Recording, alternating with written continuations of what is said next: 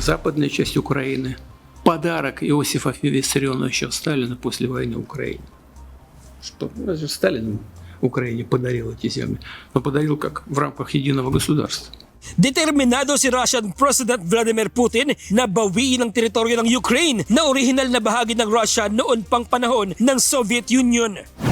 Ayon kay Putin, ang kanlurang bahagi ng Ukraine kung saan naroon ang pinakamalaking syudad ng Lviv ay regalo lang aniya ni General Joseph Stalin sa Ukraine sa kondisyong sa isang estado pa rin ng Russia.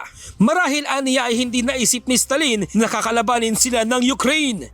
Sa nakalipas na mga araw, tuloy pa rin ang laban ng dalawang bansa, maging ang mga sibilyan at pampublikong infrastruktura ay parami ng parami ang nasisira. Tahimik sa anumang pahayag ang Russia. Si Zelensky naman patuloy ang panunuyo sa Amerika. Katunayan nakatakda itong makipagpulong kay United States President Donald Trump kaugnay ng potensyal na peace negotiation sa Russia at ang tungkol sa drone manufacturing. Because we wanted it, but we have the greatest innovation experience. We want to make the biggest drone deal, especially with the United States. They already have got this experience from us. When we share this experience of modern technological war. Kasunod ito ng tila lumalawak na gyera matapos atakihin ng Ukraine ang tatlong barko ng Russia sa Caspian Sea na umano'y may dalang armas patungong Iran kung saan isang tripulante ng Iran ang nasawi. Inamin mismo ni Zelensky ang pag-atake, indikasyon na tila sumasali na ito sa gyera ng US, Israel at Iran.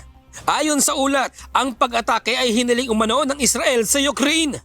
Nagbabala si Iran Foreign Ministry Syed Abbas Araghchi kung gagamitin ng Israel ang Europa o Ukraine sa gyera, titiyakin nilang may kapalit ang bawat ilang pag-atake sa Iran. Nauna nang sinabi ng Iran na alinmang bansa ang tumulong sa Amerika o Israel ay kasama na sa kanilang target.